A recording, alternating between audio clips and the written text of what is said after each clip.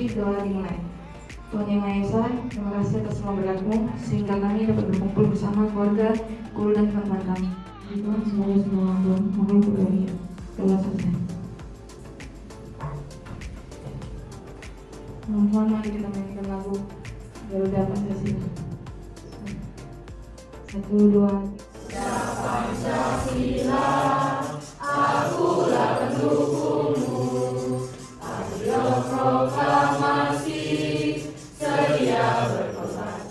Bisa, SMK, hebat, SMK, bisa hebat, saya, bisa, kita semua. pasti bisa. Terima kasih spesial Evaldo.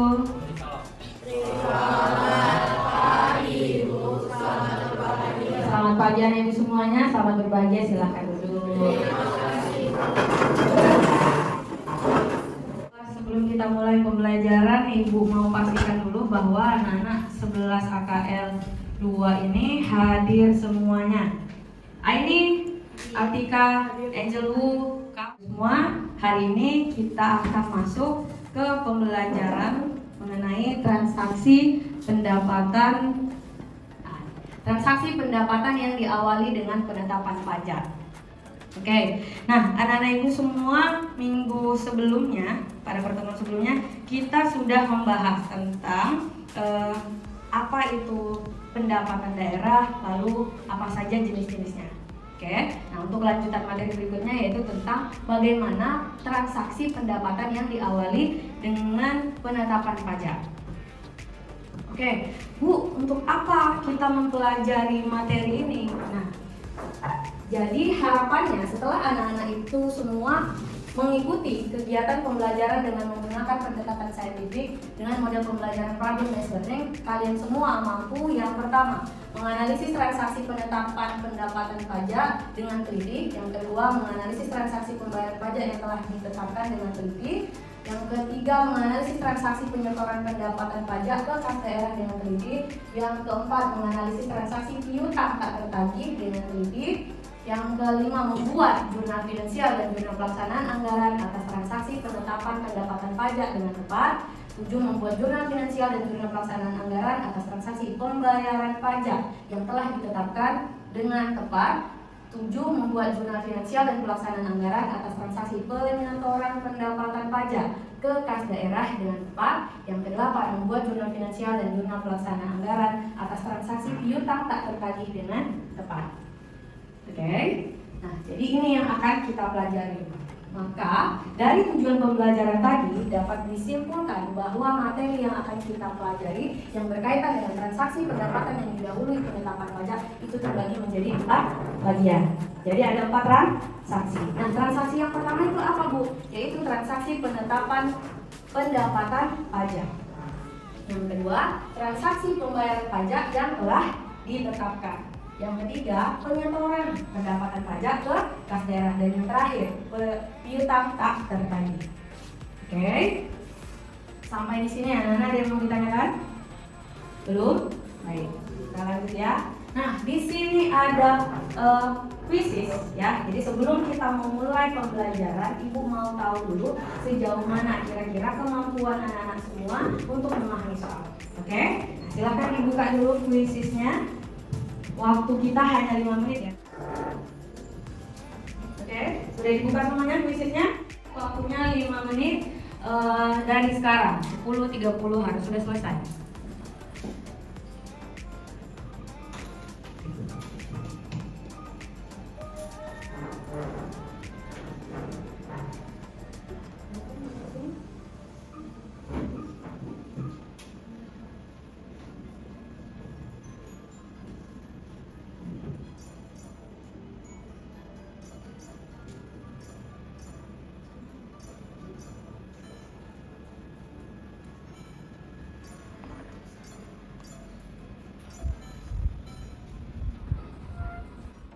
Hasil yang paling atas ada Maribel, kemudian ada Elson. Baik. Nah semua tadi itu adalah beberapa bentuk transaksi pendapatan yang diawali dengan penetapan. Nah, jadi Bu, sebenarnya transaksi pendapatan yang didahului dengan penetapan pajak di SKPD itu apa, Bu? Ya. Nah, jadi untuk transaksi pendapatan yang didahului dengan penetapan pajak yaitu pengakuan pendapatannya diawali dengan adanya penetapan terlebih dahulu atau istilahnya official assessment. Misalnya penetapan surat pemberitahuan pajak terutang atau SPPT. Contoh pendapatan pajak itu ada banyak ya. Nah, misalnya pendapatan di SKPD salah satunya adalah untuk pajak bumi dan bangunan. Jadi berikut ini kita akan membahas beberapa transaksi yang berkaitan dengan pajak bumi dan bangunan. Jadi pertama transaksinya dimulai dari penetapan pajak dahulu ya. Ini alurnya. Nah, pada studi kasus 1 untuk tanggal 4 Maret 2018, SKPD Dinas Pendapatan menetapkan ya pajak bumi dan bangunan, pedesaan dan perkotaan sebesar 105 juta rupiah. Oke. Ibu mau bertanya kepada Sherin, dari transaksi ini Sherin, apakah ada pengaruhnya terhadap kas? Tidak. Kenapa Sherin tidak ada? Gak dengar Ibu. Kuat Sherin suaranya? Ya, kenapa dia berbasis akrual? Taunya dari mana Angel? Karena masih ditetapkan, ya kan? Kalau transaksinya masih berbasis akrual, berarti jurnal yang kita butuhkan berapa Hinsen? Hanya satu, yaitu jurnal finansial. Oke, bagaimana pencatatan di jurnal finansialnya? Nah, di sini karena menerima pendapatan ya, kita pasti sudah menjadi hak pemerintah, ada pendapatan pajak bumi dan bangunan. Maka pendapatan bertambah di sebelah mana Meta? Di sebelah kredit. Oke, namanya pendapatan PBB pedesaan dan perkotaan. Karena ini dicatat di jurnal finansial, berarti jangan lupa ditambah belakangnya pendapatan LO. Tidak ada penerimaan uang kas, maka debitnya masih berupa piutang. Oke, sampai di sini ada pertanyaan?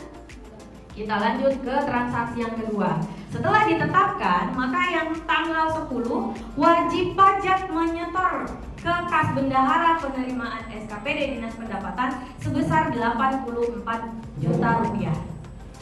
Ya. Nah, Tinika, transaksi ini merupakan transaksi apa menurut Tinika? Dari 4 alur yang tadi kita bahas. Transaksi apa Tinika?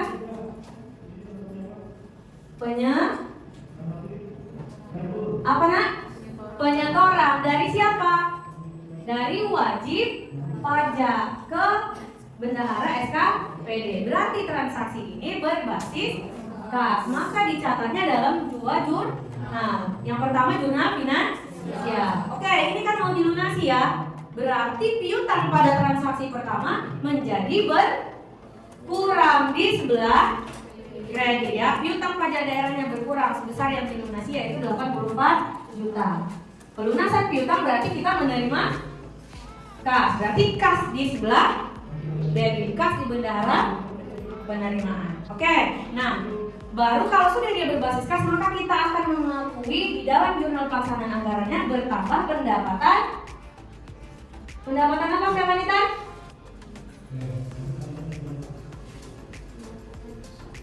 Pendapatan LFA. Nah, kita lihat karena ini soalnya adalah tadi PBB pedesaan dan perkotaan, maka kita tinggal tambahkan pendapatan PBB pedesaan dan perkotaan LRA. Kalau ada pendapatan LRA berarti debitnya perubahan besar. Masih bisa dipahami? Oke, kita lanjut ke transaksi yang ketiga. Ya, transaksi yang ketiga. Ini adalah transaksi apa menurut Cecil dari 4 siklus yang tadi? Pertama ditetapkan, kedua wajib pajak menyetor kas, baru yang ketiga penyetoran ke kas daerah. Oke, kalau dia penyetoran ke kas daerah, berarti ini merupakan transaksi antara kantor pusat dan kantor cabang atau yang disebut sebagai transaksi hobo. Nah, kalau transaksi hobo, berapa jurnal yang kita butuhkan? Yaitu jurnal finansial, ya. Dari bendahara SKPD disetor ke rekening kas daerah. Berarti kas yang ada di bendahara SKPD menjadi berkurang di sebelah kredit, nilainya tadi, yaitu 84 juta. Oke, jadi kas siapa yang menjadi bertambah? Rekening kas PPKDB sebelah DB. Oke. Nah, untuk transaksi Volvo hanya catat dalam jurnal finansial. Untuk transaksi yang ketiga, Ibu ada pertanyaan? Tidak ada? Kita lanjut ke transaksi yang keempat. Nah, ini transaksi untuk penyesuaian. Jadi, pada akhir periode dimungkinkan terjadi kerugian piutang pajak yang belum dibayar oleh wajib pajak. Seperti contoh di depan, terdapat piutang pajak daerah yang belum dibayar sebesar 21 juta rupiah. Oke, Ibu mau tanya dulu ke si Jason. Jason, tahu dari mana kita ini 21 juta yang belum dibayar, Jason?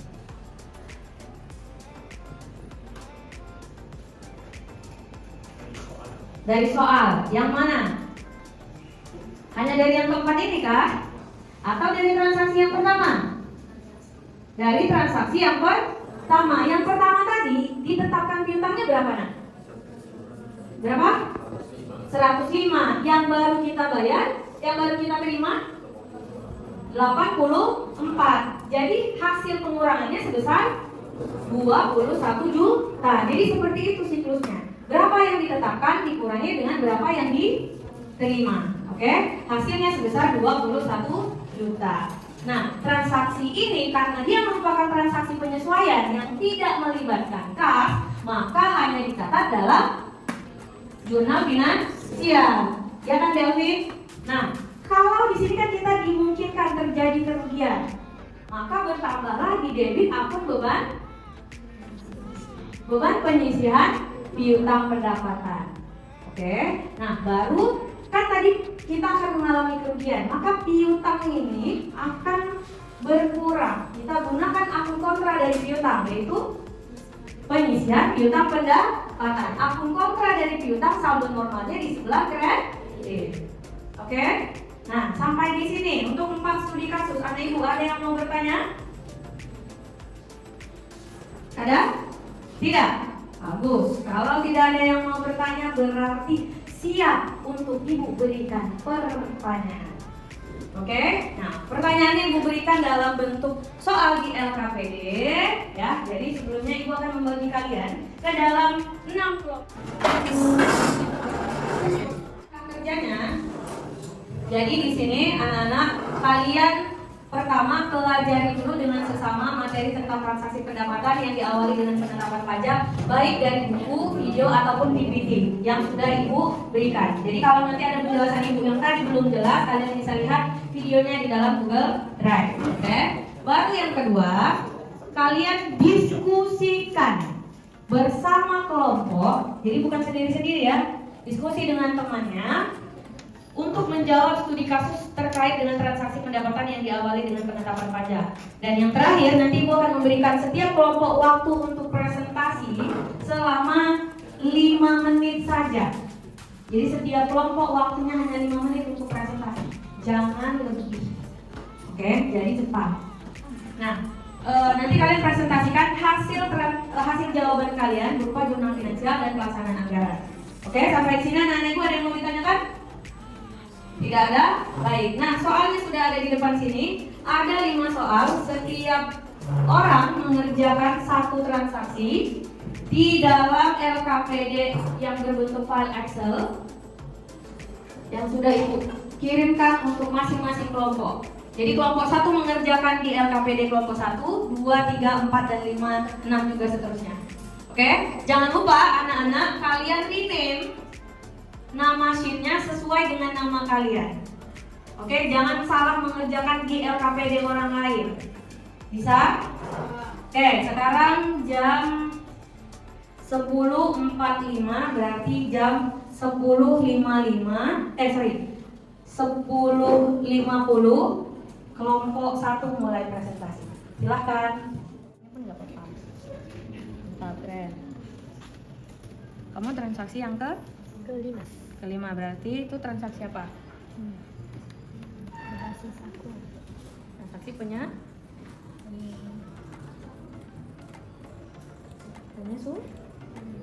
pendekatannya ya. Oke. Coba bagaimana kamu ngerjainnya? Oke, dari mana nih kamu dapat nilainya segini? Oke, bagus.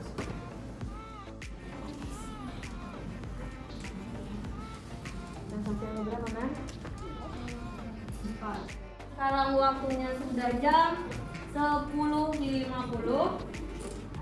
Sekarang kelompok 1 silakan maju untuk presentasi jawabannya ke depan. Tepuk tangan dulu guys buat kelompok 1.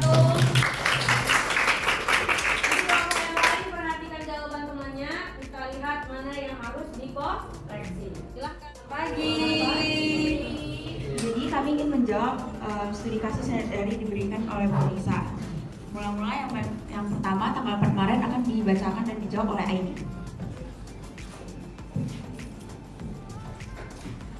Pada tanggal 4 Maret 2023, SKPD Dinas Pendapatan Daerah menetapkan pajak hotel dan restoran sebesar 200 juta, pajak hiburan sebesar 85 juta. Di utang pajak daerah itu di debitnya 200 juta 85. Pendapatan pajak hotel dan restoran LO di kreditnya 200 juta, pendapatan pajak hibur LO 85 juta. Tidak ada pencatatan karena transaksi tersebut tidak menyebabkan kas pemerintah. 1 ada dari presentasi kelompok 1 ada yang memberikan tanggapan? Oke, silakan Jesslyn. Menurut saya untuk jawabannya itu udah benar semua, udah oke. Terus penulisan menggantikan jurnalnya juga udah rapi, yaitu ada pembagian mana jurnal finansial, mana jurnal pelaksana anggaran, jadi lebih jelas. Terus penjelasannya juga udah oke. Oh, udah oke, bagus. Oke, tepuk tangan buat kelompok 1. Semuanya dan Ibu Sat. Selamat pagi. Dan kami dari kelompok 2 ingin mempresentasikan jawaban kita terhadap studi kasus tadi. 23, wajib pajak menetapkan kebenaran penerimaan SKPD Dinas Pendapatan sebesar 150 juta atas penetapan pajak hotel dan restoran. Untuk jurnalnya, karena ini berbasis kas, jadi kita catat kedua-duanya, yaitu jurnal finansial dan juga jurnal pelaksana anggaran. Nah, tadi kan dibilang wajib pajak itu menyatakan kas kebenaran penerimaan. Nanti kas kebenaran penerimaan ini bertambah, jadi kita tulisnya itu di debit sebesar 150 juta. Nah, tadi udah dijelasin sama Altika, tanggal 4 itu dia itu masih piutang karena masih ditetapkan aja. Terus sekarang kita bayar, jadi di kreditnya kita tulis piutang pajak daerah sebesar 150 juta. Terus untuk yang kedua adalah jurnal pelaksana anggaran, yaitu berbasis kas, jadi kita tulis perubahan SAL, perubahan sal di debit, itu 150 juta. Nah, karena kita terima pembayaran atau berupa pendapatan, maka kita catat pendapatan pajak hotel dan restoran LLA di kredit sebesar 150 juta. Dari kelompok lain ada yang mau menanggapi jawaban dari kelompok 2 ini? Ada? Oke, silakan Leo. Jadi untuk jawabannya mungkin saya lihat mungkin sudah benar semua, secara presentasinya juga sudah bagus. Cuman untuk jawaban yang terakhir ini mungkin ada sedikit kesalahan karena ini tuh bukan transaksi OBO yang dibilang oleh Delvin dari kelompok 2, karena ini tuh tidak ada kaitannya dengan satu perusahaan yang satu cabang. Ini itu transaksi seperti jurnal penyelesaian. Ini bukan transaksi OBO. Lebihnya sudah bagus. Oke, bagus sekali jawabannya. Bagus sekali. Tepuk tangan dulu buat kelompok 2. Tanggal 15 Maret 2023 wajib pajak mentor kas kebenaran penerimaan SKPD Dinas Pendapatan sebesar 70 juta atas penerimaan pajak hiburan. Berarti ini transaksi jenis yang mana? Transaksi penyaluran. Oke. Oke, jadi karena ini sudah ditetapkan sebelumnya, maka jurnal finansialnya itu kas kebenaran penerimaan sebesar 70 juta dan kreditnya piutang pajak daerah, bukan pendapatan karena sudah ditetapkan sebelumnya. Dan karena transaksi ini berbasis kas, kita juga menulisnya pada jurnal pelaksana anggaran. Di debitnya ada perubahan sal sebesar 70 juta dan kreditnya ada pendapatan pajak hiburan LLA sebesar 70 juta. Pendapatan karena transaksi ini berbasis kas, jadi pendapatannya sudah diakui. Yang mau memberikan komentar untuk kelompok 3? Oke, silakan Nelson.